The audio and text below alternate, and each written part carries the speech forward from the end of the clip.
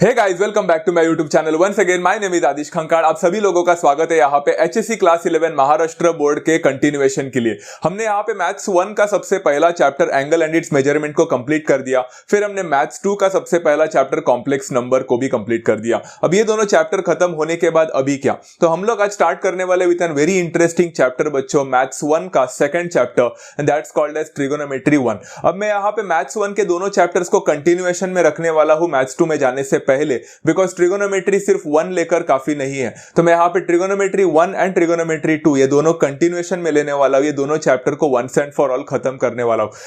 अब मैं सबसे पहले आप लोग को ये बात बताना चाहता हूँ, for those students who are watching this video and उन्होंने ऑलरेडी अपना 11th स्टैंडर्ड का स्टार्ट कर लिया है पढ़ाई करना, तो उनको पता होगा बच्चों की ट्रिगोनोमेट्री कितना ज्यादा इंपॉर्टेंट है आप लोग के सारे जितने भी आप लोग चीजें पढ़ रहे हैं। खासकर जो बच्चा पीसीएम ले रहा है उनको पता ही है कि फिजिक्स में भी आपको ट्रिगोनोमेट्री मिलेगा, कुछ हद तक आपको केमिस्ट्री में कहीं ना कहीं तो दिखेगा, एंड मैथमेटिक्स में तो वो इंपॉर्टेंट है ही। फॉर ऑल दो स्टूडेंट्स जो आगे जाकर जेई करके इंजीनियरिंग बनना चाहते हैं उनको तो पता ही होगा कि हर जगह पे हर प्रॉब्लम में आप लोग को ट्रिगोनोमेट्री दिखने ही वाला है। अब ट्रिगोनोमेट्री आप लोग ऐसे नहीं कि पहली बार पढ़ रहे, बट आपने 9th standard and 10th standard में भी पढ़ा था, बट 9th एंड 10th का बहुत ही लिमिटेड नॉलेज था, वहां पे हमने कुछ हद तक पढ़ा था। But right now before I start with this topic I would like to say one thing. आपने यहाँ पे बच्चों खुद अपने डिसीजन लिए हैं, खुद आप लोग अपने 9th स्टैंडर्ड से 10th स्टैंडर्ड में जाकर अभी 11th स्टैंडर्ड में आ चुके हैं, तो आपने अपना स्ट्रीम जो है खुद चुना है, तो किसी ने आपको फोर्स नहीं किया है, खुद चुना है। तो मैथमेटिक्स लेने के पीछे आपका एक खास रीजन तो हुआ रहेगा, एक वजह तो होगा कि आपको मैथ्स जमता है। So for all the students जिनको मैथ्स जमता है, उनको ट्रिगो का बेसिक पता रहेगा, तो ही हम ये ट्रिगोनोमेट्री 1 को समझ सकते हैं। Trigonometry 1 is going to be literally very very very एक फाउंडेशन का काम करेगा आपके आगे जाकर जितने भी चैप्टर्स हैं। तो ज्यादा टाइम वेस्ट ना करते हुए स्टार्ट करते हैं ट्रिगो 1 के बारे में। आज हम लोग यहाँ पे बेसिक फंडामेंटल्स को पढ़ेंगे। तो सबसे पहले बेसिक फंडामेंटल्स को पढ़ने से पहले हम लोग रिकॉल करते हैं कि हमने पिछले साल और पिछले के पिछले साल क्या पढ़ाई किया था। सभी लोगों को पता है बच्चा कि एक ट्रिगोनोमेट्री के लिए हम लोग हमेशा एक राइट एंगल ट्रायंगल लेते थे। Let us consider the right angle triangle to be triangle ABC which is right angle at angle B. यहां पे बच्चों हम लोग क्या करते थे कि एबीसी लेने के बाद कोई भी एक अक्यूट एंगल लेते थे, एंड अक्यूट एंगल मान के चलो मैंने यहां पे एंगल सी को ले लिया, one of the acute angles, and उसको मैंने थीटा करके बोल दिया। जो हमारा सबसे बड़ा साइड होता है हम उसको हाइपोटेन्यूज करके बोलते थे। एंड हम जो अक्यूट एंगल ले रहे हैं जो कि हमारे केस में एंगल सी है, तो उसका सामने वाला साइड को हमेशा ऑपोजिट साइड बोला जाता था, एंड उसके बाजू वाले साइड को हमेशा एडजेसेंट साइड बोला जाता था। ये कॉन्सेप्ट सभी लोगों को पता है एंड ये कुछ भी नया नहीं है। इन्हीं तीन एक्चुअली साइड के वजह से, जो ऑपोजिट साइड है, एडजेसेंट साइड है और हाइपोटेन्यूज के वजह से, हमें बच्चों यहाँ पे 3 नहीं तो टोटल 6 ट्रिगोनोमेट्रिक रेशियोज मिलते थे।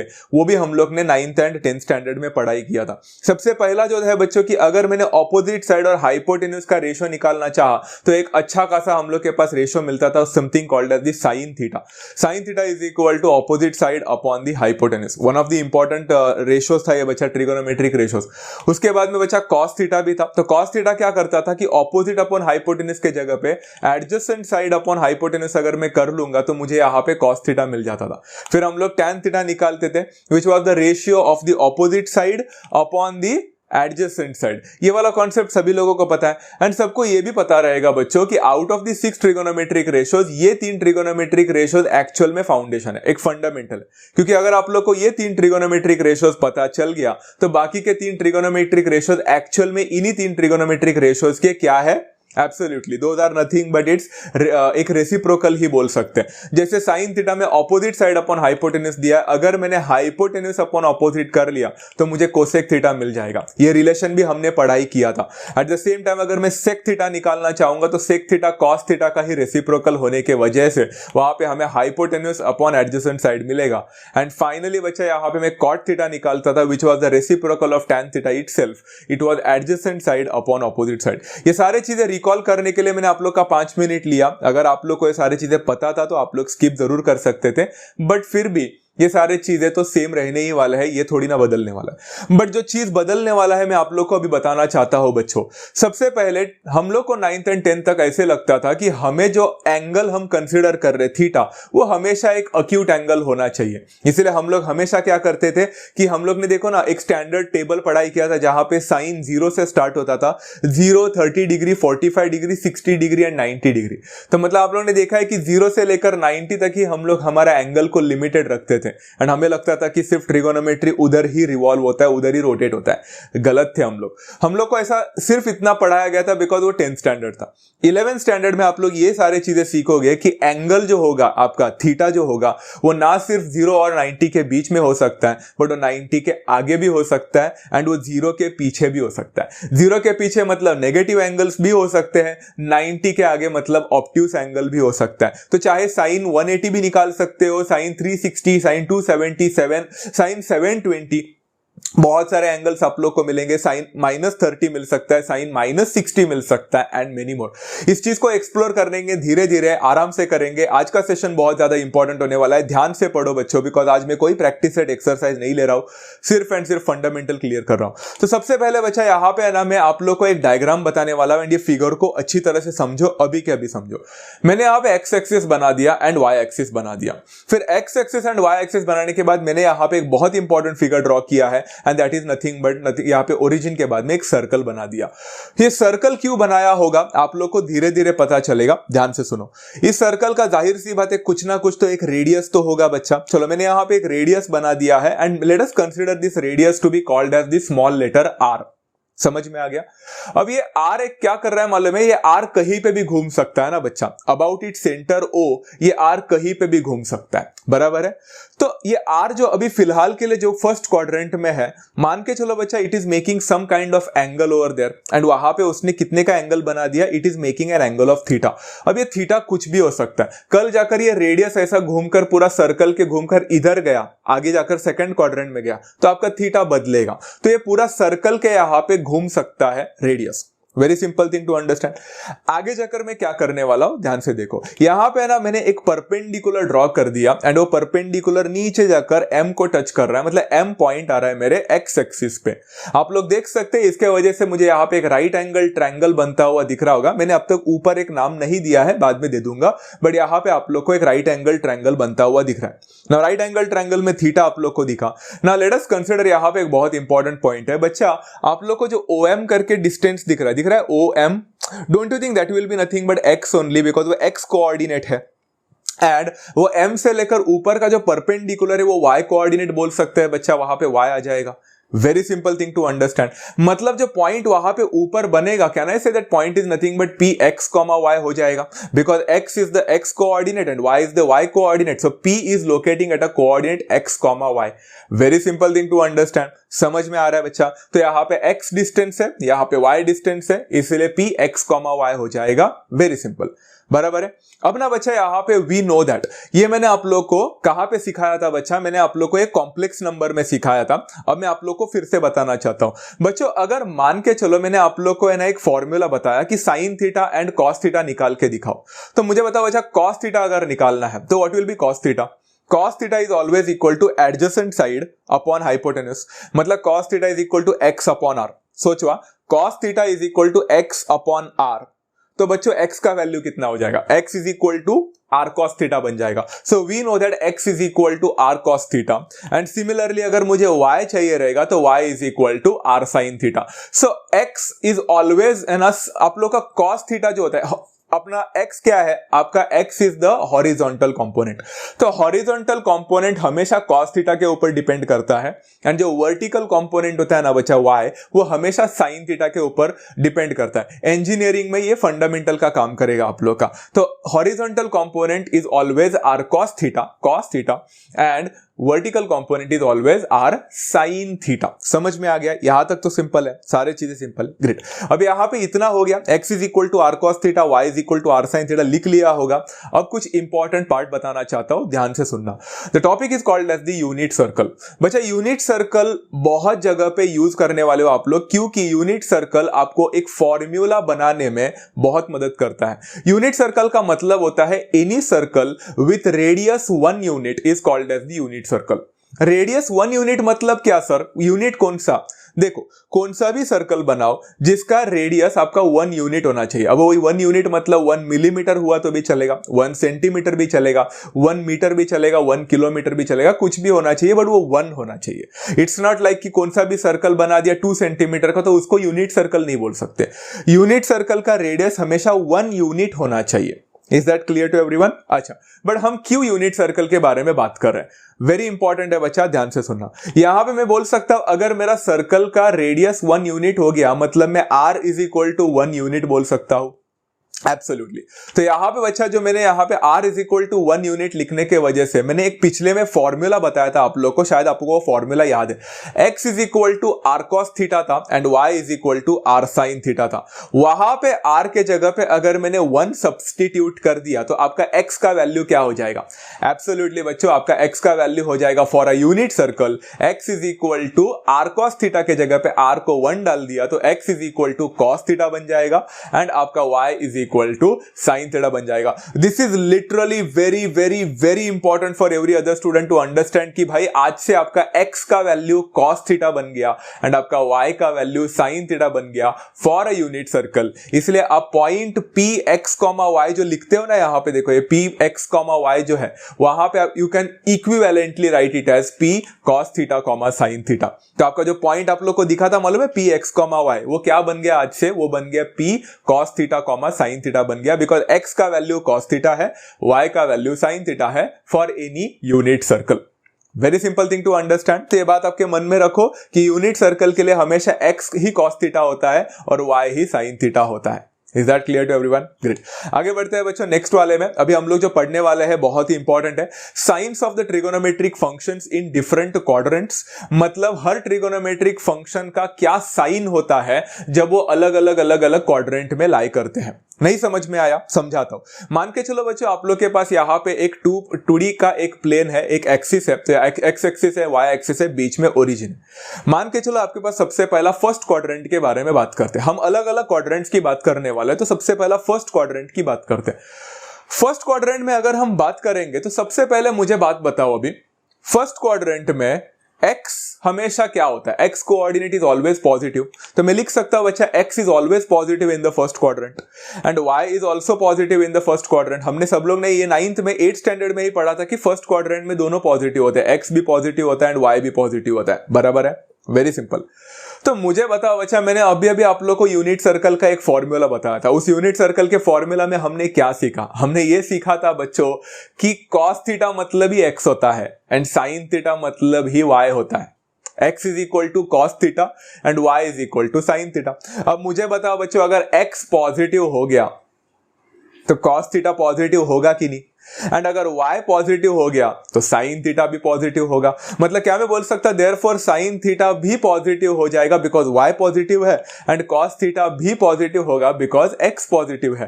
एंड आप सभी लोगों को पता है बच्चा कि sin थीटा अगर पॉजिटिव है, cos थीटा अगर पॉजिटिव है, तो tan थीटा क्या हो जाएगा बच्चा? tan थीटा मतलब sin अपॉन cos होता है, तो sin अपॉन cos करने की वजह से tan थीटा भी पॉजिटिव बनेगा। मतलब sin भी पॉजिटिव हो गया, cos भी पॉजिटिव हो गया, tan भी पॉजिटिव हो गया। एट द सेम टाइम उनके सारे रेसिप्रोकल्स भी पॉजिटिव हो जाएंगे, मतलब cosec sec and cot will also become positive. मतलब क्या मैं बोल सकता बच्चा, साइन कॉस टेन पॉजिटिव होने की वजह से उनके रेसिप्रोकल्स पॉजिटिव बन जाएंगे। That means all the trigonometric ratios are positive in the first quadrant. तो फर्स्ट क्वाड्रेंट में कोई भी ट्रिगोनोमेट्रिक रेशियो लो, चाहे साइन लो, कॉस लो, टैन लो, कुछ भी लो, वो सारे पॉजिटिव ही होते हैं and it is as simple as that. आप लोग ने ये वाला कॉन्सेप्ट अगर आप लोग को देखना है तो आप लोग ने देखा होगा 9th एंड 10th में कैसे हम लोग ने 0 से लेकर 90 डिग्री का जो ट्रिगोनोमेट्रिक टेबल बनाया था, उसमें एक भी वैल्यू नेगेटिव था क्या बच्चों? सोचो, साइन के सारे वैल्यूज देखो, 0, हाफ, 1/√2, √3/2, 1, सारे पॉजिटिव थे। कॉस के भी देखो सारे पॉजिटिव थे, टैन के देखो सारे पॉजिटिव थे। एवरीवेयर एवरीथिंग वाज पॉजिटिव बच्चा ओवर हियर एंड वही हम लोग ने यहां पे पढ़ाई किया कि इन the first quadrant irrespective of कोई भी ट्रिगोनोमेट्रिक रेशियो होने दो, वो हमेशा पॉजिटिव ही रहेंगे in the first quadrant. Very simple concept to understand. चलो अभी आगे बढ़ते हैं बच्चा नेक्स्ट वाले में। अब फर्स्ट क्वाड्रेंट हो गया, let's go for this second quadrant. Second quadrant में जरा सोचो बच्चों, सेकंड क्वाड्रेंट में हमने क्या सीखा था? x हमेशा नेगेटिव होता है एंड y हमेशा पॉजिटिव होता है, ये हमने सीखा था माइनस प्लस करके। अब सोचो, x नेगेटिव है एंड y पॉजिटिव है। बच्चा y किसको करेस्पॉन्ड कर रहा था? साइन थीटा को करेस्पॉन्ड कर रहा था। मतलब अगर y पॉजिटिव है तो मैं बोल सकता हूं साइन थीटा भी पॉजिटिव हो जाएगा एंड x जो नेगेटिव है वो x is equal to cos theta था, तो अगर x नेगेटिव है तो कॉस थीटा भी नेगेटिव हो जाएगा। अब यहां पे कहानी में ट्विस्ट है बच्चों, अगर साइन थीटा पॉजिटिव है एंड कॉस थीटा नेगेटिव है तो टैन थीटा क्या होगा? टैन थीटा तो साइन अपॉन कॉस होता है, मतलब पॉजिटिव अपॉन नेगेटिव होगा। पॉजिटिव अपॉन नेगेटिव तो नेगेटिव ही देता है, तो tan थीटा आप लोग को नेगेटिव मिल जाएगा। Very simple.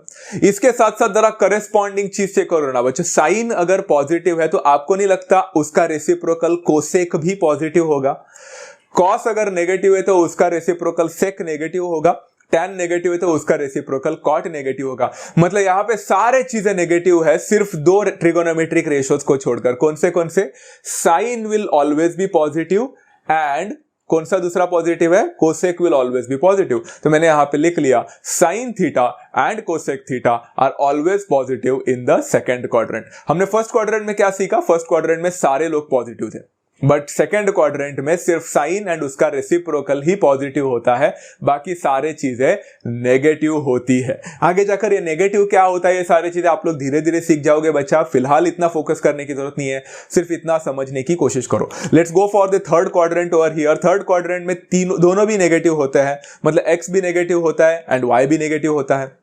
अगर y नेगेटिव है तो जाहिर सी बात है साइन थीटा भी नेगेटिव होगा, अगर x नेगेटिव है तो जाहिर सी बात है कॉस थीटा भी नेगेटिव ही होगा। बट फिर से यहां पे गलती मत करना, अगर साइन नेगेटिव है कॉस नेगेटिव है तो tan नेगेटिव नहीं होगा बच्चों। सोचो जरा, ध्यान से सोचो। एब्सोल्युटली दोनों का रेशियो निकालोगे तो नेगेटिव नेगेटिव कैंसिल कर देगा, तो tan थीटा जो होगा आपको पॉजिटिव मिल जाएगा, तो tan theta will B positive. अब सभी लोगों को पता है बच्चा साइन नेगेटिव तो उसका रेसिप्रोकल भी नेगेटिव, कॉस नेगेटिव तो उसका रेसिप्रोकल भी नेगेटिव, tan पॉजिटिव तो उसका रेसिप्रोकल भी पॉजिटिव, एंड tan का रेसिप्रोकल कौन होता है? कॉट होता है। इसलिए थर्ड क्वाड्रेंट में we can say tan theta and its reciprocal cot theta are positive in the third quadrant, rest all of them are negative. Very simple thing to understand. सबको समझ में आ रहा है? चलो let's move on for the last one. यहां पे fourth quadrant में घुसते हैं। फोर्थ क्वाड्रेंट बड़ा सिंपल था। फोर्थ क्वाड्रेंट में हमेशा x पॉजिटिव था एंड y नेगेटिव था। x पॉजिटिव है y नेगेटिव है, जो y नेगेटिव है तो मतलब साइन थीटा नेगेटिव हो जाएगा। x पॉजिटिव है मतलब कॉस थीटा का करेस्पॉन्ड कर रहा है तो cos theta will B positive. And सबको पता है साइन अपॉन कॉस यहां पे करूंगा तो it will become negative upon positive which will give me negative as the answer, तो यहां पे आपको tan थीटा भी नेगेटिव मिलेगा। तो यहां पे आप लोग देख सकते हैं साइन नेगेटिव है, tan नेगेटिव है, बट कॉस पॉजिटिव है, इसलिए कॉस का रेसिप्रोकल भी पॉजिटिव हो जाएगा विच इज सेक। तो हम लोग लिख सकते हैं cos theta and sec theta are positive in the fourth quadrant. And इस हिसाब से आपने सारे डिफरेंट क्वाड्रेंट्स में कौन पॉजिटिव है कौन नेगेटिव है ये अच्छी तरह से जान लिया। चलो इसको रिकैप करते हैं, समराइज करते हैं बच्चों, समराइज करते हैं पूरे के पूरे। यहां पे अगर हम लोग बात करेंगे तो हमने क्या सीखा? In the first quadrant all are positive, all मतलब ए, तो यहां पे मैंने ऑल करके लिखा, सारे पॉजिटिव होते हैं। सेकंड क्वाड्रेंट में कौन पॉजिटिव होता है बच्चा? साइन पॉजिटिव होता है, इसलिए मैंने साइन लिखा। अब आप सोच में पड़ रहे हो कि साइन क्यों लिखा सर, साइन के साथ कोसेक भी तो होता है। बच्चा कोसेक इज द सेकेंडरी वाला ट्रिगोनोमेट्रिक रेशो, वो तो सबको समझ में आता है, इट इज अंडरस्टैंडेबल। हम सिर्फ 3 ट्रिगोनोमेट्रिक रेशियोज पे पूरा फोकस करेंगे हमारा ज्यादातर, साइन कॉस एंड टैन के ऊपर, क्योंकि साइन अगर पॉजिटिव है तो हर बच्चे को पता है कि वो अगर पॉजिटिव है तो कोसेक भी तो वही प्रॉपर्टी को लेके आने वाला है, one and the same thing. So हम उसके ऊपर फोकस नहीं करते, दैट इज अंडरस्टूड। तो यहाँ पे मैंने साइन थीटा लिख लिया। नीचे जाएंगे बच्चा थर्ड क्वाड्रेंट में, थर्ड क्वाड्रेंट में कौन पॉजिटिव है? टैन पॉजिटिव है, तो मैंने यहाँ पे टैन लिख लिया। Eight the same time last but not the least, यहाँ पे हमारा फोर्थ क्वाड्रेंट में cos is positive and it's reciprocal obviously is positive, तो यहाँ पे कॉस थीटा आ जाएगा। एंड इस हिसाब से आप लोग ने ये चीजें समझ ली। अब मैं यहाँ पे कुछ चीजें बताना चाहता हूं, वैसे तो मैं कभी जिंदगी में टिप्स एंड ट्रिक्स कभी देता नहीं हूं कुछ बच्चों को, बट आपने अपने स्कूल टीचर से, नहीं तो कहीं ना कहीं तो यूट्यूब से, नहीं तो कोई ना कोई आपके फेवरेट टीचर से इसका टिप्स एंड ट्रिक्स तो सुना ही होगा, because majority of the people इसके ऊपर एक टिप्स एंड ट्रिक्स बनाते हैं। यहाँ पे आप लोग ने ASTC करके देखा होगा, ऑल साइन टैन और कॉस है, तो मेजॉरिटी ऑफ द यहाँ पे अलग अलग टीचर्स अलग अलग कुछ ना कुछ न्यूमोनिक्स बनाते हैं। It's like all silver T cups, या फिर ऑल स्टूडेंट्स टेक कॉफी, या फिर all students of 10th class, ऐसे बहुत सारे चीजें आप लोग को मिल जाएंगे। नाउ टेक इट और live it, that's completely your choice, but मेरा काम यहाँ पे आप लोग को लॉजिकली बताना था। मैंने आप लोग को लॉजिकली बता दिया कि क्यों फर्स्ट क्वाड्रेंट में सारे पॉजिटिव होता है, सेकंड क्वाड्रेंट में साइन पॉजिटिव होता है, थर्ड क्वाड्रेंट में टैन पॉजिटिव होता है, एंड फोर्थ क्वाड्रेंट में कॉस पॉजिटिव होता है। Now that you have understood, ये चीजें आप लोग को हमेशा याद रखनी है। आई होप आप सभी लोग यहाँ पे इसका नोट्स बना रहे हो। Let's move on for the next concept बच्चा। आज का लास्ट कॉन्सेप्ट इतना काफी है आप लोग के लिए स्टार्टिंग में सीखने के लिए। Now what are we going to learn is trigonometric functions of negative angles. बच्चा नेगेटिव एंगल मतलब क्या होता है अगर आप लोग को नहीं पता होगा तो आप मैं प्लेलिस्ट यहाँ पे दे दूंगा, आप लोग please angle and it's measurement chapter को प्लीज पढ़े। वहां पे मैंने आप लोग को नेगेटिव एंगल मतलब क्या होता है इसका कॉन्सेप्ट क्लियरली बताया है। अब नेगेटिव एंगल क्या होता है ये बताने के लिए फिर से मैं यहाँ पे एक डायग्राम बताने वाला हूं। Look at this diagram very carefully. ये फिगर तो मैंने पिछले टाइम में बनाया था, सेम टू सेम है, बट आप लोग देख सकते हैं मैंने यहाँ पे r इज इक्वल टू 1 लिखा है। क्यों लिखा होगा बच्चा r इज इक्वल टू 1? ये दिखाने के लिए कि ये एक यूनिट सर्कल है। चलो r इज इक्वल टू 1 है, पॉइंट p x, y है, x डिस्टेंस में है फ्रॉम द x एक्सिस, यहाँ पे बच्चा y डिस्टेंस में है, x, y हो गया, very simple, and it is making an angle. बच्चों आप लोग अभी अगर अच्छी तरह से देखोगे जो एंगल बन चुका है वो एंगल आपके x एक्सिस से, पॉजिटिव x एक्सिस से एक काउंटर क्लॉकवाइज या फिर एंटी क्लॉकवाइज ऊपर गया है। हमने क्या सीखा था बच्चा, व्हेनेवर एन एंगल में यहाँ पे एंगल जो बनता है वो एंटी क्लॉकवाइज बनता है तो जो थीटा बना हुआ रहता है वो ऑलवेज पॉजिटिव रहता है, बराबर ना। बट हमें यहाँ पे भी trigonometric functions of negative angle निकालना है। तो नेगेटिव एंगल का ट्रिगोनोमेट्रिक फंक्शन क्या होता है ये समझने के लिए मुझे एक नेगेटिव एंगल बनाना पड़ेगा। अब नेगेटिव एंगल कभी बनता है बच्चा जब आप लोग का जो रेडियस है वो एंटी क्लॉकवाइज न जाकर क्लॉकवाइज की तरफ जाएगा तो the angle so formed will be negative.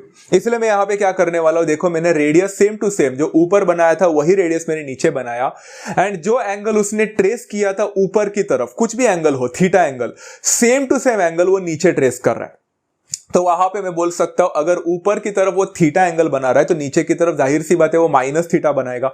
मतलब अगर ऊपर की तरफ जाता तो 60 डिग्री बनता तो नीचे की तरफ जाहिर सी बात है वही एंगल आएगा तो माइनस 60 होगा, because it is actually going anti clockwise के जगह पे क्लॉकवाइज जा रहा है, तो नेगेटिव एंगल बन गया। तो जब नेगेटिव एंगल होता है तो आपका ट्रिगोनोमेट्रिक फंक्शन में क्या असर पड़ता है ये बहुत ज्यादा इंपॉर्टेंट है। मैंने कॉम्प्लेक्स नंबर में बताया तो है बट आप लोग को शायद वहां पे कंफ्यूजन हुआ रहेगा, तो यहाँ पे ध्यान से सुनो, आप लोग को समझना बहुत ज्यादा इंपॉर्टेंट है। अब यहां पे मैं क्या करने वाला हूं, कंस्ट्रक्शन करने वाला हूं, फिर से एक राइट एंगल ट्रायंगल बनाने वाला हूं। नीचे देखो आप लोग को एक राइट एंगल ट्रायंगल बनता हुआ दिखा। अब ये राइट एंगल ट्रायंगल बनने के बाद वो जो आपका रेडियस है वो कहीं ना कहीं तो सर्कल को टच किया होगा। तो जरा ध्यान से देखो बच्चा, आप लोग का यहाँ पे जो x बना है वो तो x ही है, बट आपका जो डिस्टेंस, वर्टिकल डिस्टेंस बना है वो -y बन जाएगा। क्यों -y बच्चों, जरा सोचो। एब्सोल्युटली, क्योंकि आप लोग का जो पॉइंट मिलने वाला है यहाँ पे, can I say that point is qx, -y, because fourth quadrant में हमेशा x पॉजिटिव होता है एंड y जो होता है वो हमेशा नेगेटिव होता है, बराबर ना। x is always positive in the fourth quadrant, in the fourth quadrant y is always negative. इसलिए यहां पे आप लोग को जो मिलने वाला है that will be x, -y। Very simple. अच्छा, अब देखो ये थोड़ा इंटरेस्टिंग पार्ट है, ध्यान से सुनना बच्चा। सभी लोगों को पता है कि साइन थीटा का वैल्यू y है, ये हमने यूनिट सर्कल में पढ़ाई किया था कि y is always equal to sine theta. y and sine theta, vertical component हमेशा साइन थीटा होता है। And at the same time जरा डायग्राम को अच्छी तरह से देखो कि ऊपर sine theta is always equal to y, तो साइन ऑफ माइनस थीटा कितना हो जाएगा बच्चा, नीचे की तरफ देखो, साइन ऑफ माइनस थीटा हो जाएगा -y, बराबर ना। साइन थीटा y है तो साइन ऑफ माइनस थीटा कितना है, -y है।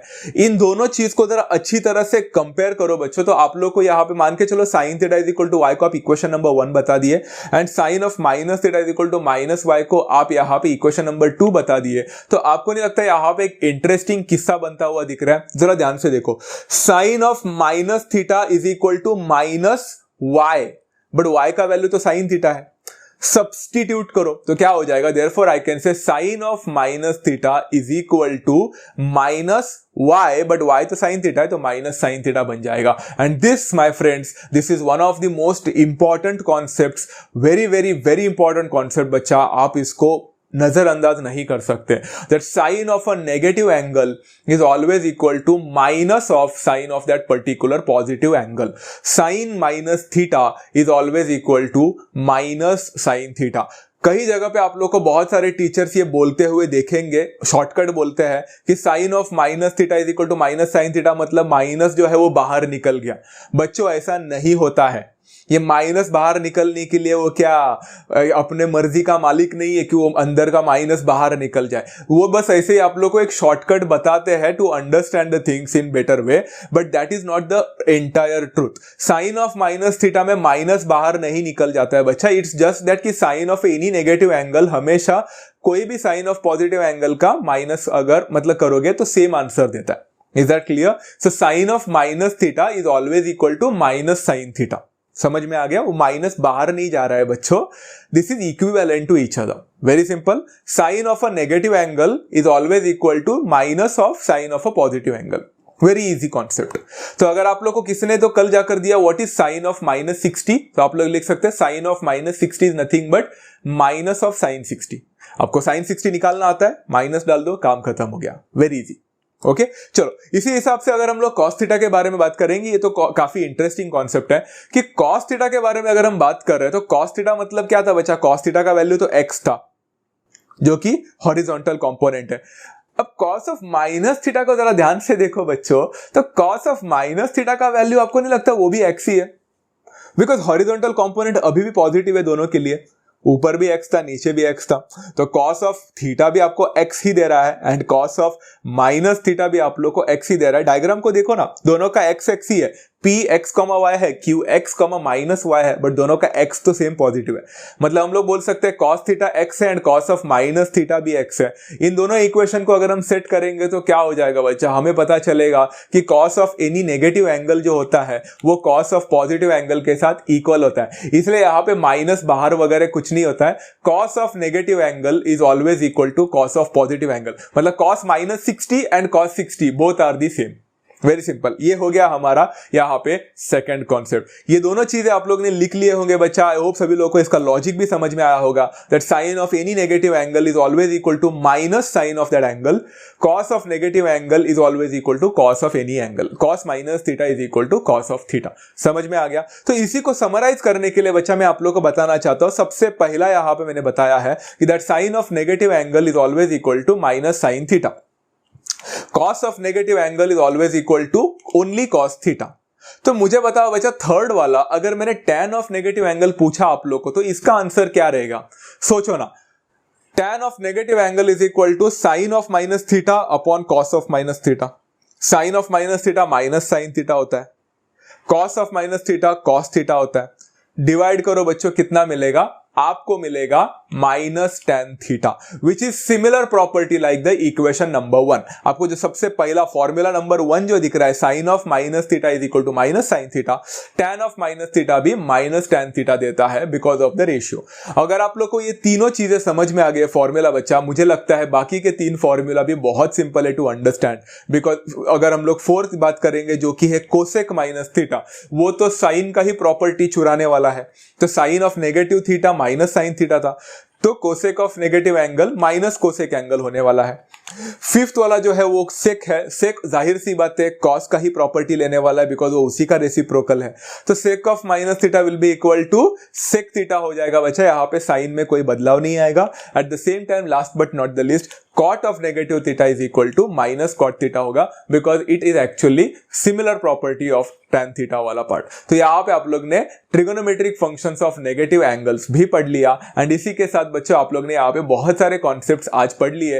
होपफुली आप सभी लोगों को ये कॉन्सेप्ट समझ में आ चुका है। If you really have understood this part, हम लोग नेक्स्ट लेक्चर में एक्सरसाइज स्टार्ट करने वाले हैं 2.1 which is going to be based upon all this concepts only. बहुत ही सिंपल एक्सरसाइज है, बहुत ही मस्त है, आप लोग को अच्छी तरह से जमेगा provided you have learned all this things perfectly. तो मिलते हैं बच्चों नेक्स्ट सेशन में with an another concept of trigonometry, question answers of trigonometry. Basic को अच्छी तरह से पढ़ लेना। Take care of yourself. Channel पे अगर नए हो तो सब्सक्राइब जरूर करें, share with all your friends. At the same time don't forget to like अगर आप लोग को ये वीडियो पसंद आया होगा तो। मिलते हैं नेक्स्ट सेशन में, तब तक take care of yourself. Love you all, thank you so much and happy learning.